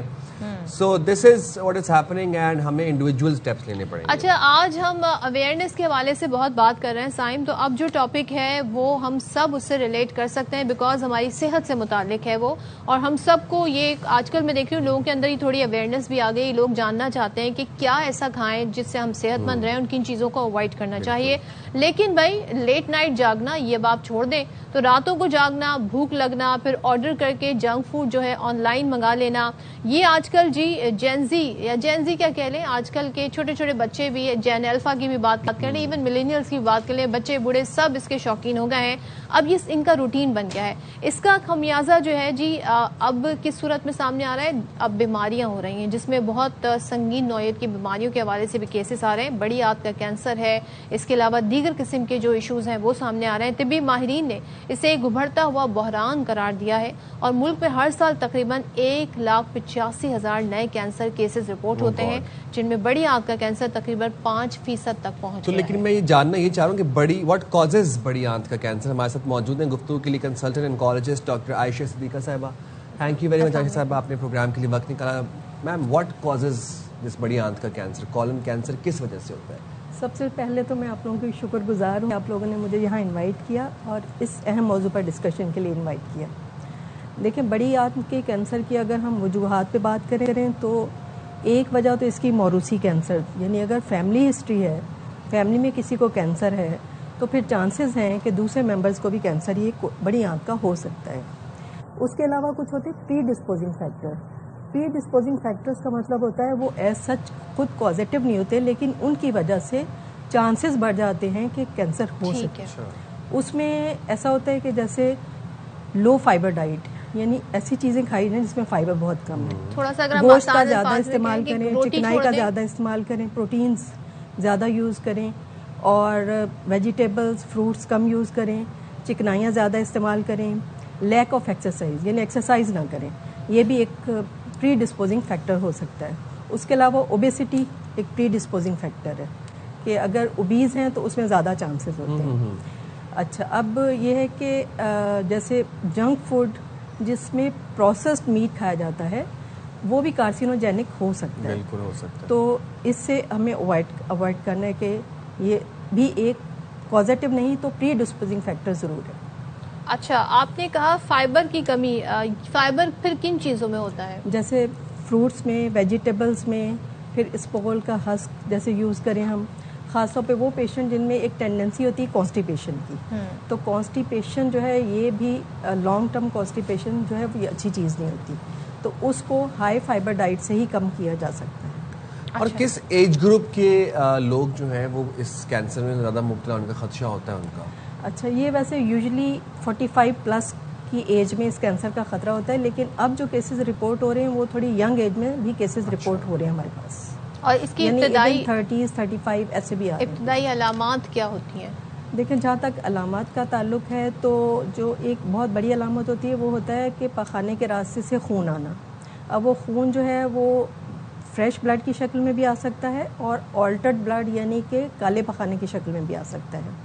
اس کے علاوہ باؤل ہیبٹس آلٹر ہو جاتی ہیں, یعنی کہ لیٹ سپوز ایک پرسن کی ایک نارمل جو بھی باؤل ہیبٹ ہے اگر اس میں چینجز آ رہی ہیں, یعنی کبھی اسے کانسٹیپیشن ہو رہی ہے, کبھی لوز موشنز ہو رہے ہیں, اچھا, اور کبھی یہ کہ بلا وجہ اس کا کسی کا ویٹ کم ہو رہا ہے اور انیمیا ہو گیا, خون کی کمی ہو گئی ہے, یا پیٹ میں ایسا درد ہے جو ٹھیک ہی نہیں ہونے میں آ رہا, اگر یہ علامات جو ہیں 6 ہفتے سے زیادہ چلتی ہیں اور کسی ڈاکٹر سے علاج کے باوجود صحیح نہیں ہو رہی تو پھر اسے ضرور کسی نہ کسی کنسلٹنٹ سے رجوع کرنا چاہیے تاکہ فردر ٹیسٹ کرائے جا سکے اور پتہ چلایا جا سکے کہ کہیں یہ کینسر تو نہیں. اور اس کے ٹیسٹ کون سے ہوتے ہیں؟ دیکھیں, اس میں جو مین ٹیسٹ جس کی ہیلپ سے ہم اس کو ڈائگنوز کرتے ہیں وہ ہوتا ہے کلونوسکوپی اینڈ بایوپسی, یعنی ایک کیمرے والا ٹیسٹ کہلاتا ہے, وہ پھر ہم لوگ اسے کہتے ہیں کیمرے کا ٹیسٹ. یعنی کلونوسکوپی کے تھرو پوری کولون کا معائنہ کیا جاتا ہے اور اس میں کوئی بھی ہمیں سسپیشس لیجن ملتا ہے تو اس کی بایوپسی کر لی جاتی ہے اور وہ بایوپسی پھر کنفرم کرتی ہے کہ یہ کینسر ہے. تو ڈاکٹر صاحب, بایوپسی سے تو لوگ بہت ڈرتے ہیں, وہ تو سوئی والا ٹیسٹ اور انجیکشن والا ٹیسٹ, تو یہ کتنا کس حد تک یہ ایک اسٹیریو ٹائپ ہے, یہ ذرا بتائیں. مطلب بایوپسی سے لوگ یہ سمجھتے ہیں کہ 90% جو ہے اب ہمیں یہ ہے ایشو, یا وہ پھیل جائے گا اگر اس کو چھیڑیں گے تو. ایکچولی یہ تو ہم تو ڈیلی یہی پیشنٹس دیکھ رہے ہوتے ہیں اور یا بالکل صحیح کہہ رہے ہیں کہ 90% لوگوں کا یہ کانسیپٹ ہے کہ سوئی لگی یا وہ کہتے ہیں کہ لوہے کا اوزار لگا تو بیماری پھیل جائے گی, لیکن ہم پھر انہیں سمجھانا پڑتا ہے کہ دیکھیں بغیر بایوپسی کے تو ڈائگنوز ہی نہیں ہوگا, اور ایسا کچھ بھی نہیں, یہ متھ ہے, مس کانسیپٹ ہے, ایسا کچھ بھی نہیں ہوتا, اور بایوپسی کے بغیر تو ٹریٹمنٹ ہی پاسبل نہیں ہے. جب تک ہم بایوپسی کر کے ٹیشو ڈائگنوسس نہیں کریں گے تب تک ہم کسی ٹریٹمنٹ کے لیے اور کنفرم بھی نہیں کر سکتے کہ یہ کینسر ہے یا نہیں. اچھا, اسکریننگ کو ذرا ڈیفائن کریں کہ واٹ از اسکریننگ, کیا ہمارے ملک میں یہ مؤثر ہے اور لوگوں کو اس بارے میں اویئرنیس ہے؟ دیکھیں, اسکریننگ کے جہاں تک اویئرنیس کا تعلق ہے تو اویئرنیس تو بہت ہی کم ہے, خاص طور پہ ہمارے جو دیہی علاقے ہیں جو کہ ہماری آبادی کا مور دین 70 یا 60% بناتے ہیں, وہاں تو کوئی خاص اسکریننگ کا کانسیپٹ نہیں ہے. ایون شہروں میں جہاں پہ کچھ اویئرنیس ایکٹیویٹیز بھی ہوتی ہیں وہاں تھوڑا بہت اسکریننگ کا کانسیپٹ ہے لیکن لوگ اس کو فالو نہیں کرتے.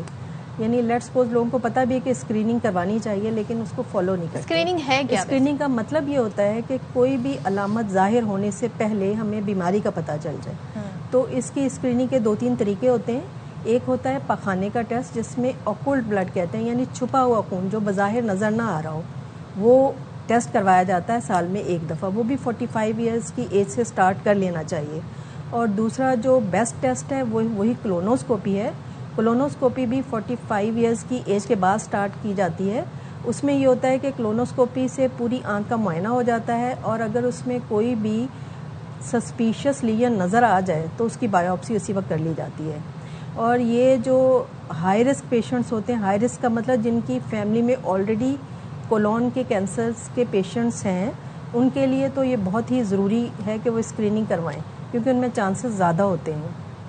تو اسکریننگ اویلیبل تو ہے لیکن لوگ اس کو فالو کریں اور اویئر ہوں, یہ تھوڑا سا ڈیفیکلٹ بات. Thank you very much doctor صاحبہ, آپ نے پروگرام کے لیے وقت نکالا اور بڑی انہوں نے اچھے سے اور بڑی ڈیٹیلڈ ہمیں ساری ڈیٹیلز سے اور سارے پروسیجر سے, اسکریننگ سے, علاج سے ہمیں بتایا ہے. اب وہ کون سے ایسے فوڈز ہیں, کون سے ایسے آئٹم ہیں جو پری ڈسپوزنگ فیکٹر ہو سکتے ہیں, کاز تو نہیں ہو سکتے ڈائریکٹلی, لیکن اگر آپ اپنی لائف سٹائل کو ہیلدی کر لیں تو آپ بہت ساری بیماریوں سے بچ سکتے ہیں. بالکل جی. تو یہاں پر ایک اپڈیٹ ہے, پروگرام میں شامل کر لیتے ہیں. اسلام آباد ہائی کورٹ کے احکامات پر بانی پی ٹی آئی کا medical check up. High court کی ہدایت پر چیف کمشنر نے نیا میڈیکل بورڈ تشکیل دے دیا. جیل انتظامیہ کے مطابق تشکیل دیا گیا میڈیکل بورڈ بانی پی ٹی آئی کا طبی معائنہ کر رہا ہے. میڈیکل چیک اپ کا عمل جاری ہے. ماہر ڈاکٹرز کی ٹیم موجود ہے. بانی پی ٹی آئی کا طبی معائنہ اہلیہ بشرا بی بی کی موجودگی میں کیا جا رہا ہے. چیک اپ کے دوران تمام ضروری طبی آلات اور سہولتیں میسر ہیں. اور جیل انتظامیہ کے مطابق میڈیکل بورڈ کی جانب سے مکمل رپورٹ جلد چیف کمشنر کو پیش کی جائے گی.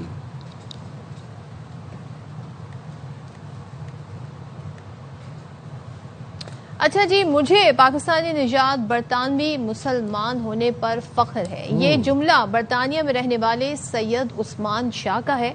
ان کی زندگی کا ایک خوشگوار لمحہ سوشل میڈیا پلیٹ فارم اور پوسٹ کے ذریعے ایک پریشانی میں بدل گیا. اب ہوا کیا ان کے ساتھ, یہ ہم آپ کو بتاتے ہیں. حال ہی میں لندن کے ہیتھرو ایئرپورٹ کی جانب سے سید عثمان شاہ سے رابطہ کیا گیا.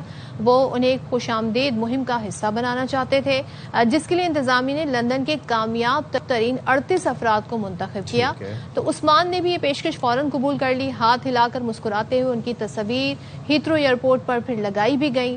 اور تصور اس کا یہ تھا, یا کانسیپٹ اس کا یہ تھا کہ سب افراد مہمانوں کا استقبال کر رہے ہیں, ویلکم کر رہے ہیں برطانیہ میں, انہیں خوش آمدید کہہ رہے ہیں. اس کے بعد ہی اچانک ان کی اس تصویر کے نیچے اور اس پوسٹر کے نیچے یہ تصویر جب آن لائن شیئر کی گئی تو اس کے جواب میں نسلی نفرت پر مبنی کامنٹس آنا شروع ہو گئے, تبصروں کی بھرمار ہو گئی, اور انہیں مذہب اور پہناوے کو لے کر, جو ان کا ایک پورا اٹائر تھا اس کو لے کے, جو ان کی ایک کہہ لیں جو ان کا کلر اسکل ہے اس کو لے کے کافی ان کو تنقید کا نشانہ بنایا گیا. اچھا, تو برطانوی حکام سمیت کئی لوگوں نے سید عثمان شاہ کو اس مشکل گھڑی میں بھرپور حمایت کا یقین دلایا. ان شارٹ ان کو ریسزم کا نشانہ بنایا گیا. اس بارے میں بات کریں گے. پاکستانی چار برطانوی شہری سید عثمان شاہ ہمارے ساتھ موجود ہیں. عثمان, ہیتھرو ایئرپورٹ کی جانب سے خوش آمدید مہم کا حصہ بنانے کے لیے جب آپ سے رابطہ کیا گیا تو آپ کے کیا تاثرات تھے, لیکن eventually how did it all end up, اور وہ کیا ہوا اور کیوں ہوا, ذرا ہمیں بریفلی بتائیے گا. السلام علیکم, کین یو ہیئر می؟ آپ کو میری آواز آ رہی ہے؟ جی جی آ رہی ہے. جی السلام علیکم. پہلے تو بات یہ کہ اردو میری سیکنڈ زبان ہے, تو مجھے معاف کرنا اگر میری اردو تھوڑی سی کمزور ہے. کوئی مسئلہ نہیں, میں اپنی طرف سے فل کوشش کروں گا. جی, جب ہیتھرو نے مجھے کانٹیکٹ کیا تھا کہ عثمان جو آپ نے کام اپنے بزنس میں کیا, ہم اس سے بہت خوش ہیں اور ہم آپ کو سیلیبریٹ کرنا چاہتے ہیں کہ آپ گریٹ برٹن, پاکستان, اسلام کا نام آپ روشن کر رہے ہو. تو ہم نے نا آپ کی تصویر یوز کرنی ہے کہ ایوری سنگل ایئر آپ نے 90 million guest of the you کے کو آپ نے ویلکم کرنا ہے. پہلے تو میں بہت حیران تھا کہ انہوں نے مجھے پک کیا ہے, لیکن پھر جب انہوں نے میری فوٹوز کھینچی تھی اور میری فوٹو دیوار پہ لائی تھی, میرے کے لیے تو ایک بہت بڑا اوکیزن تھا. I was in dish belief, میں بہت خوش تھا, اور اس سے بہتر یہ تھا کہ میرے ماں باپ مجھ سے بہت خوش تھے کہ عثمان ہاں ٹھیک ہے, ہم یہاں یو کے میں آئے تھے اور ہم نے آپ کو پڑھایا, اور ہمارے خواب کیا نہیں تھا کہ ہمارا بیٹا نا ہیتھرو کی دیواروں پہ اس کی فوٹو لگ جائے گی.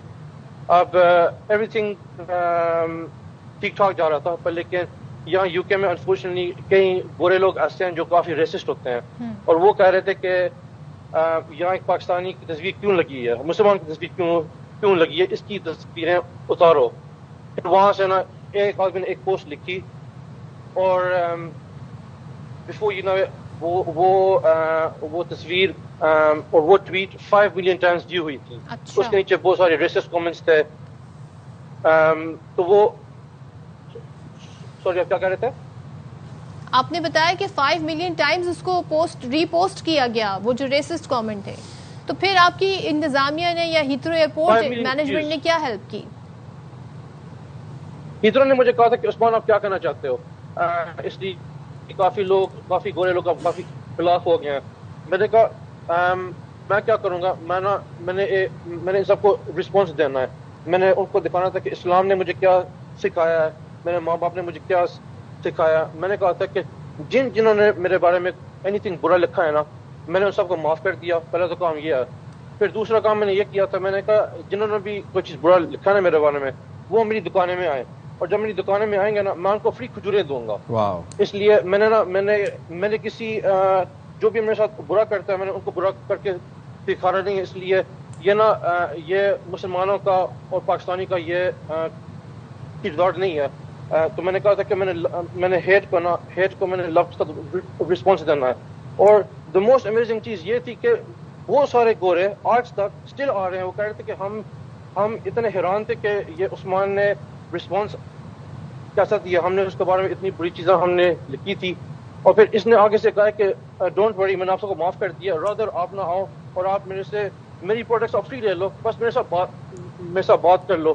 ابھی میں بھی سعودی عربیہ میں گیا ہوتا 2-3 ہفتوں کے لیے, وائس میں گیا ہوتا, لوگ بار بار مارکیٹ میں آ رہے تھے, گفٹس لے کے آ رہے تھے کہ ہاں عثمان نے نا ہمیں ایک سبق سکھایا ہے.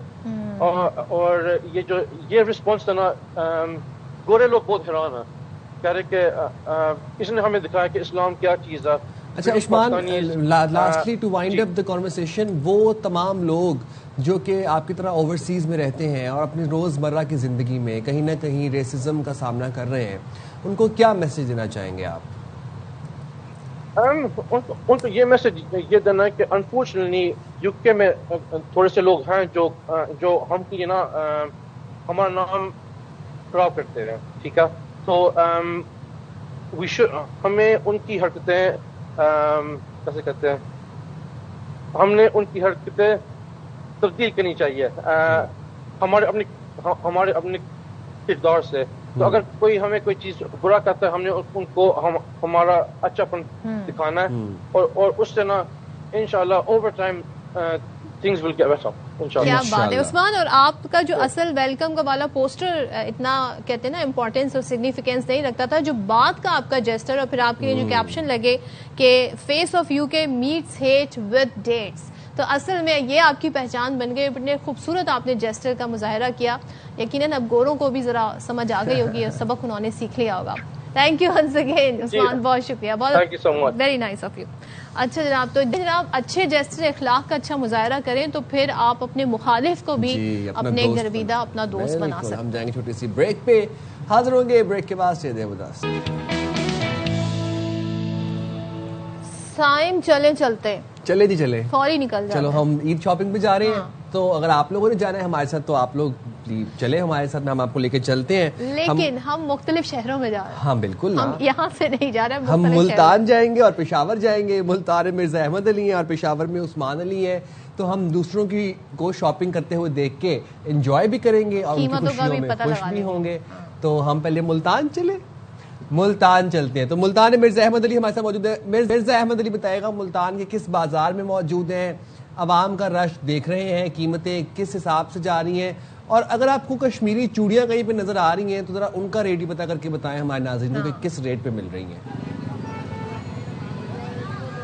جی بالکل, اس وقت ہم ملتان کے سب سے بڑے بازار حسین آگاہی بازار میں موجود ہے. آپ کو بتاؤں آج ملتان کا موسم جو ہے وہ خاصا خوشگوار ہے, ٹھنڈی تیز ہوائیں چل رہی ہیں جس کی وجہ سے درجہ حرارت میں بھی کمی آئی ہے, اور لوگ جو ہے وہ پہلے سے زیادہ جو ہے مارکیٹوں کا دور ہے. اس وقت آپ دیکھ سکتے ہیں کہ بازار میں گہما گہمی ہے. یہاں پہ بات کی جائے یہاں پہ عید کی شاپنگ کی, تو عید کی شاپنگ جاری ہے. خواتین جو ہیں ان کی میچنگ سٹالز پر سے وہاں سے خریداری جاری ہے, مہندی خرید رہی ہیں, چوڑیاں خرید رہی ہیں, جبکہ آرٹیفیشل جو میچنگ جولری ہے ان سٹالوں پر جو ہے رش ہے. اس کے علاوہ جوتوں کی پرچیزنگ بھی جاری ہے. کشمیری چوڑیوں کی آپ نے بات کی, تو کشمیری چوڑیاں جو ہیں جو یہاں ان کا ایک سیٹ ہے وہ مل رہا ہے 1200 سے 1500 روپے میں.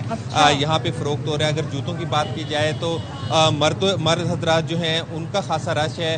جو جوتوں کی دکانیں ہیں ان پہ یہاں پر میاں والی چپل, نوروزی اور جو ملتانی کھسا ہے وہ اس وقت آدمیوں کے لیے جو ہے وہ ٹرینڈنگ میں ہے. یہاں سے اس کے بہت زیادہ ڈیمانڈ ہے.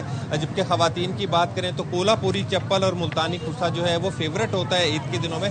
اس وقت جو ہے شہری گھروں سے باہر ہیں, خریداری کر رہے ہیں, بازاروں کی رونقیں بہار ہے, اور ملتان شہر کا موسم بھی انجوائے کر رہے ہیں. جی کیا بات ہے. اچھا مجھے قیمت پتہ چل گئی 1200 سے 1500. یہ بہت مناسب ہے صدف. نہیں, میں آپ کو بتاتی ہوں کراچی میں ایک جگہ ایسی ہے جہاں پر یہ 800 سے بھی کم میں مل رہی ہے. اچھا کدھر؟ میں جگہ صدر, میں اگر بتا دوں تو پھر بتا دیں, سب کا فائدہ ہو جائے گا. بتا دیں हाँ कुछ ऐसे सदर ज़ैनब मार्केट की वहाँ पर आपको अच्छी वैरायटी में आप बार्गेनिंग भी कर लेना तो कीमत जो है आपको मिल जाएगी, लेकिन कहीं पर ये 2000 और 2500 में मिल गल्फ में मिल रही है, 2800 के सेट मिल रहे हैं। अब आपने नाम भी ले दिया, चलेगा। अच्छा तो हम जाते हैं की तरफ बढ़ते हैं, पेशावर में पूछे आप जरा। तो उस्मान बताए जरा पेशावर में, एक तो पहले बता दें क्या रेट चल रहा है कश्मीरी चूड़ियों का, दूसरा ये बता दें कि आवाम मुतमईन है कीमतों से और कितना रश देख रहे हैं अपने राउंड बाजारों में। जी बिल्कुल, पेशावर में भी ईद की तैयारियां जो है वो जारी है। इस वक्त मैं मौजूद हूँ पेशावर के सदर बाज़ार में और यहाँ पर भी बड़ी तादाद में शहरी जो है वो निकले हैं और अपने लिए ख़रीदारी कर रहे हैं। चूड़ियाँ कोई ख़रीद रहा है तो कोई यहाँ पर ज्वेलरी जो है उसको ख़रीद रहा है और जो रेडीमेड कपड़े हैं तो उस पर भी रश है। जो कीमतों के हवाले से आपने पूछा तो पेशावर में जो शहरी हैं वो बाज़ार आते हैं तो वो भी महंगाई जो है उसका रोना रो रहे हैं। शहरियों से हमारी बात हुई है तो उनका ये कहना है कि पिछले साल जो रेट था तो इस साल उससे ज़्यादा है और इसकी वजह जो है वो पेट्रोल की कीमतें जो है दुकानदार बता रहे हैं कि पेट्रोल की जो कीमतें बढ़ी है तो इसकी वजह से जो कीमतें हैं दीगर अशिया की तो वो भी उसके साथ बढ़ी है। तो पेशावर का जो सदर बाज़ार है तो उसमें इस वक्त भी रश है क्योंकि अब तारीख का टाइम भी करीब है और पेशावर में हल्की बारिश भी इस वक्त हो रही है, लेकिन इसके बावजूद जो है शहरी जो है वो सदर बाज़ार में मौजूद है और अपने लिए ईद की जो ख़रीदारी है वो कर रहे हैं। जो रेडीमेड कपड़े हैं तो उस पर हम ज़्यादा रश देख रहे हैं। शहरियों का कहना था कि दर्जी जो है उनसे कपड़े नहीं ले रहे हैं। पेशावरी चप्पल, वेस्ट कोट ये बड़ा मशहूर है उस्मान पेशावर का और लोग तो वहाँ से मंगवाते हैं बाकायदा तौर पर क्योंकि वहाँ के हम देख रहे हैं जो स्टफ़ है, जो वैरायटी है बड़ी ज़बरदस्त किस्म की यूज़ होती है। तो ज़रा उसके बारे में भी बताइएगा, वहाँ पर कितना रश है और गर्मी तो ज़ाहिर है वैसी नहीं होगी जो कराची में, तो लोग ज़रा इस तरफ आ रहे हैं कि उन्हें लग रहा है जी वेस्ट कोट ज़रा गर्मी में अजीब लगेगा या मौसम अच्छा है वहाँ पे? जी पेशावर का मौसम अच्छा है और इस वक्त जो पेशावर का दर्जा हरारत है तो वो 16 डिग्री सेंटीग्रेड है। हल्की सी बारिश जो है वह इस वक्त भी जारी है और महकमा मौसमियात ने ये कहा है कि 20 जो मार्च है उस वक्त तक बारिशें जो है वो जारी रहेगी। जो पेशावर में मौसम इंतहाई सर्द है और जो लोग हैं तो वो बिल्कुल वास्कट जो है वो भी ख़रीद रहे हैं और अपने लिए। इसके साथ साथ जो पेशावरी चपलियों की आपने बात की है तो पेशावर की चपली जो है वो तो बहुत ज़्यादा मशहूर है और दीगर शहरों से भी लोग जो है वो पेशावर आते हैं और यहाँ पर अपने लिए चपली ख़रीदते हैं। तो उस मार्केट में भी बहुत ज़्यादा रश है इस वक्त, लेकिन जो रश है वो बढ़ जाता है रात के वक्त जब लोग इफ्तारी करते हैं। उसके बाद जो है फिर इस मार्केट में यहाँ पर खड़े होने के लिए भी आपको जगह नहीं मिलेगी। पेशावर सदर में और जो दीगर मार्केटें हैं वहाँ पर भी रश जो है वो बहुत ज्यादा बढ़ जाता है। सदर और कराची सदर दोनों में इस वक्त तिल धरने की जगह नहीं है। बहुत उस्मान अली और मिर्जा अहमद बता रहे थे उस्मान अली के लोग शहरी जो है वो महंगाई का रोना रो रहे हैं, तो रोने वालों से कहते हैं उनका भी रोना रो लें जिनको मजबूरी हालात ने रोने ना दिया। हो मजबूरी हालात ने रोने ना दिया। मैं यहाँ पर आपको ब्रेक लेने देती हूँ, बस फिर आप अपना शेयर मजीद कंप्लीट कर लिएगा। हम जाएंगे ब्रेक पे, हाजिर होंगे ब्रेक के बाद। Welcome back once again. Eid के दिन करीब आ गए हैं और ऐसे में हम देखते हैं कि मुसाफिर जो है ट्रैवल बहुत कर रहे होते हैं अक्सर बेशतर। तो ईद के दिनों में अगर मुसाफिरों से ज्यादा किराया वसूल किया गया तो मोटरवे पुलिस जो है फिर वो जबरदस्त एक्शन लेगी। महफूज और आरामदाह सफर यकीनी बनाने के लिए मोटरवे पुलिस ने खुसूसी इंतजाम किए जिसके तहत जायद किराया वसूल करने वालों और ओवरलोडिंग करने वाली पब्लिक ट्रांसपोर्ट के खिलाफ क्रैक डाउन किया जा रहा है। ये जो जायद किराया, ये जो 55 रुपए जो पेट्रोल की कीमतों में इजाफा हुआ था उसके बाद जो इजाफा हुआ था कीमतों में, उस इजाफे के बाद वाले इजाफे की बात हो रही है। ईद के सीजन में इजाफा किया है। अच्छा, जो ईद वाला इजाफा है उसकी बात हो रही है। तो जनाब अब हो क्या रहा है कि मुख्तलिफ मकामात और सोशल मीडिया के जरिए शहरियों में आगाही मुहिम भी जारी है। तो गुफ्तगू के लिए हमारे साथ मौजूद हैं SP motorway police Ali Hasan साहब। बहुत शुक्रिया हसन साहब, आपने प्रोग्राम के लिए वक्त निकाला। सबसे पहले तो ये बताइएगा कि ईद के मौके पर महफूज और आरामदाह सफर के लिए मोटरवे पुलिस कौन से खुसूसी इंतजाम करती है? बिस्मिल्लाहिर्रहमानिर्रहीम। ARY और आपका मैं मशकूर हूँ जिन्होंने हमें वक्त दिया है अपने चैनल पे। मोटरवे पुलिस ने आइंदा ईद के दिनों के लिए स्पेशल कुछ इक़दाम किए हैं जिसमें एक्स्ट्रा डिप्लॉयमेंट है। टोल प्लाजाज पर एक्स्ट्रा मोबाइल्स फील्ड में डिप्यूट की गई हैं ताकि रोड यूजर्स और कम्यूटर्स को फ्री फ्लो ऑफ ट्रैफिक मिले और अपनी मंजिल पे बआसानी पहुंच सके। अच्छा, تھوڑا سا علی حسن صاحب یہ بھی ذرا ہمیں بتا دیں کہ قومی شاہراہوں موٹر ویز پر حد رفتار میں تبدیلی کی وجہ کیا ہے، کیا تبدیلی کی گئی ہے؟ یہ موجودہ ورلڈ وائڈ جو فیول کا کرائسس ہے گلف کی وجہ سے، تو گورنمنٹ نے کفایت شاری کی پالیسی جو ہے ایندھن کے استعمال کے لیے اپنائی ہے، جس کے لیے موٹر ویز پہ اسپیڈ لمٹس کو ایل ٹی ویز کے لیے 120 سے 100 اور ایچ ٹی ویز کے لیے 110 سے 90 کیا گیا ہے۔ اسی طرح ہائی ویز پہ اسپیڈ لمٹ 100 سے ریڈیوس کر کے 80 ایل ٹی ویز کے لیے اور ایچ ٹی ویز کے لیے 90 سے ریڈیوس کر کے 65 کلومیٹر پر آور کی گئی ہے۔ اس کا بیسک مقصد جو ہے یہ فیول کنزمپشن جو ہے گاڑیوں کی، سپیڈ کم ہونے سے فیول کنزمپشن جو ہے وہ گاڑیوں کی کم ہو جائے گی اور گاڑیوں کی فیول ایوریج جو ہے وہ ہائی ہو جائے گی۔ میرا اندازہ ہے کہ 1/4 اور 1/3 تقریباً یہ فیول کی بچت اس میں ہوگی۔ اچھا، اور یہ بتائیے گا کہ قومی شاہراہوں اور موٹر ویز پر حد رفتار میں تبدیلی کی وجہ کیا تھی؟ یہ تو انہوں نے بتا دی۔ اچھا، یہ بتا چکے ہیں، بات ہے وہ، لیکن جاننا یہ چاہ رہا ہوں بیسیکلی میں کہ اب عید کے قریب یہ حد رفتار میں تبدیلی کی وجہ کیا تھی، اینڈ آلسو ٹو ایڈ یہ بھی بتا دیجیے گا کہ خلاف ورزی پر اگر حد رفتار کی خلاف ورزی ہوگی تو اس پہ چالان کتنے کیے گئے تھے اور اب کتنے کیے جائیں گے اور کتنے کا چالان ہوگا؟ جی، عید پہ تو دیکھیے یہ تو آلریڈی گورنمنٹ نے آسٹیرٹی میئر لیا ہے کفایت شاری کا ایندھن کو بچانے کے لیے، ساتھ ہی ساتھ عید پہ چونکہ ٹریفک کا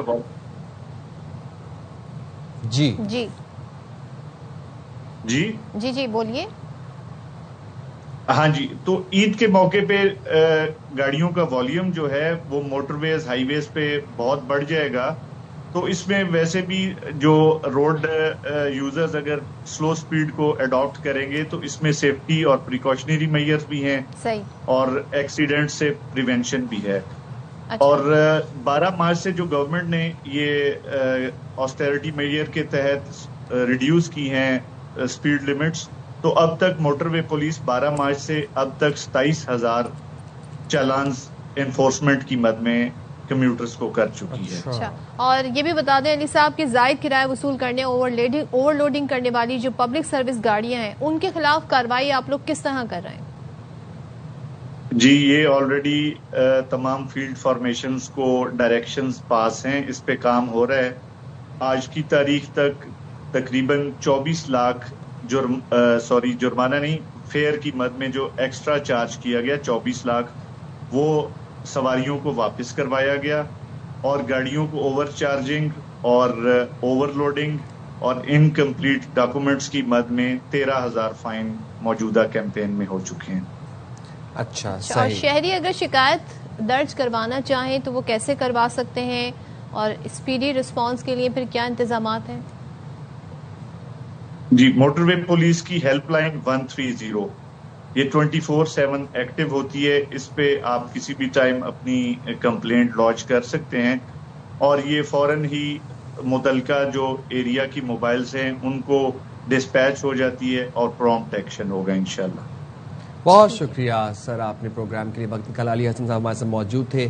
پرومپٹ ایکشن لیا جائے گا۔ جو لوگ عید پہ ٹریول کا سوچ رہے ہیں دوسرے شہروں میں یا اپنے شہروں میں واپس جانے کا سوچ رہے ہیں، پلیز موٹر وے کے اوپر رسپانسبلی گاڑی چلانی ہے۔ آپ نے جو حد رفتار ہے اس کو آپ نے فالو کرنا ہے، ورنہ پھر آپ کے اوپر چالان ہوگا اور اس چالان کے اندر کوئی گنجائش نہیں ہوگی۔ اور اب کیونکہ کفایت شاری کے تحت نئے رولز آ گئے ہیں تو ان کے بارے میں جاننا بھی بہت ضروری ہے۔ چلیں جی، اب آپ کو ملواتے ہیں گجرانوالہ کی ایک ایسی باصلاحیت ایتھلیٹ حرم ریحان سے جنہوں نے مارشل آرٹ کی تکنیک کو استعمال کرتے ہوئے 1 منٹ میں 143 مرتبہ گھٹنے کے وار کر کے نیا عالمی ریکارڈ قائم کیا ہے، گینس بک میں اپنا نام درج کرایا ہے۔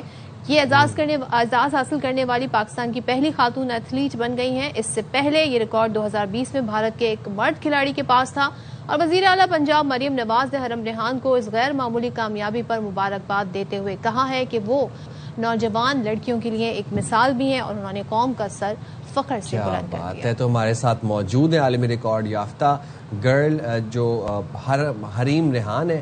حریم، بہت شکریہ، پہلے تو بہت بہت مبارکباد ہو آپ کو، آپ نے اتنا زبردست عالمی ریکارڈ بنایا ہے۔ تو کیسا لگا آپ کو جب آپ کو یہ پتہ چلا کہ آپ فرسٹ گرل ہیں جس نے یہ عالمی ریکارڈ بنایا ہے؟ جی مجھے بہت اچھا محسوس ہوا کیونکہ محنت بھی اس میں شامل تھی اور مجھے جب میری محنت کا صلہ ملا تو بہت اچھا محسوس ہوا. I am feeling proud of my self right now. How nice. اچھا تو یہ بتائیے گا اب یہ ریکارڈ کے دوران کوئی چیلنجز پیش آئے آپ کو, آپ کے ساتھ جو اور لوگ تھے یا جن کے ساتھ کمپٹیشن آپ کا, ایک مرد کھلاڑی نے بھارت کے پہلے ریکارڈ بنایا, ان کا ریکارڈ کیا تھا اور کیا تیاری آپ نے اس کے لیے کی تھی؟ جی چیلنجز کا سامنا کرنا پڑا چونکہ گجرانوالہ میں اتنی فیسلٹیز نہیں ہیں موجود, تو چیلنجز کا سامنا کرنا پڑا. بیسیکلی یہاں پہ جم کی فیسلٹی بھی نہیں ہے, اس کی وجہ سے اسٹرینتھ ٹریننگ کرنے میں کافی مشکل پیش آئی مجھے. اور یہ انڈین میل کا ریکارڈ تھا جو کہ 2020 میں سیٹ کیا گیا تھا 134 نی اسٹرائکس کر کے, اور میں نے 1 منٹ میں 143 نی اسٹرائکس کر کے میں نے اس ریکارڈ کو بریک کیا اور الحمدللہ میں اس ریکارڈ کو اچیو کر چکی. اچھا دیکھنے والے تو ظاہر سی بات ہے جو لوگ کرٹیسائز کرنے والے تو سوشل میڈیا کے اوپر, ان میں کچھ کامنٹس پڑھ رہا تھا, لوگ کہتے ہیں یار یہ تو بس ایسے بس گھٹنے کو اوپر ہی کرنا ہے. آپ ذرا بتائیں لوگوں کو کتنی ورزش کتنی تیاری کرنی پڑتی ہے just to make this one world record? جن کو یہ لگتا ہے وہ پھر کرتے کیوں نہیں, اگر یہ اتنا ہی آسان ہے تو پھر ہر ریکارڈ لے کے بیٹھا ہوتا. تو میں نے اس کے لیے بیسیکلی میں پہلے ایشیا بک آف ریکارڈز میں اپلائی کیا تھا, تو اس کے لیے بھی میں نے ٹریننگ کی تھی اور تب میں نے 102 کا ریکارڈ سیٹ کیا تھا. دین میں نے جب گنیز ورلڈ ریکارڈ میں اپلائی کیا تو میں نے 9 منتھس مزید ٹریننگ کی اپنی اسٹرائکس کی لمٹ انکریز کرنے کے لیے, اور دین پھر 143 تک میں نے لمٹ انکریز کی اور میں نے یہ ریکارڈ سیٹ کی.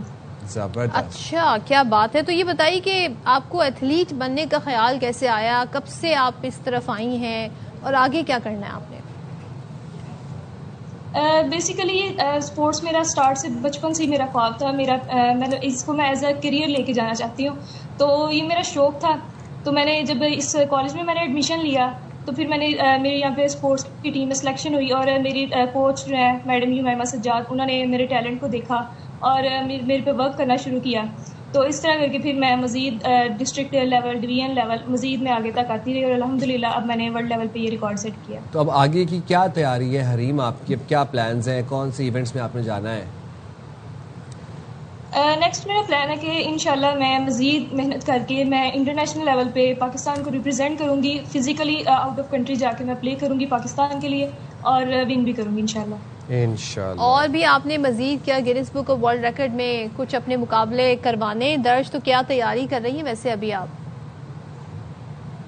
جی بیسیکلی مزید میں نے کچھ ریکارڈز کو ٹارگٹ کیا ہوا ہے اور میں پریپیئر کر رہی ہوں ان کے لیے بھی. انشاءاللہ مزید ریکارڈ سامنے آئیں گے.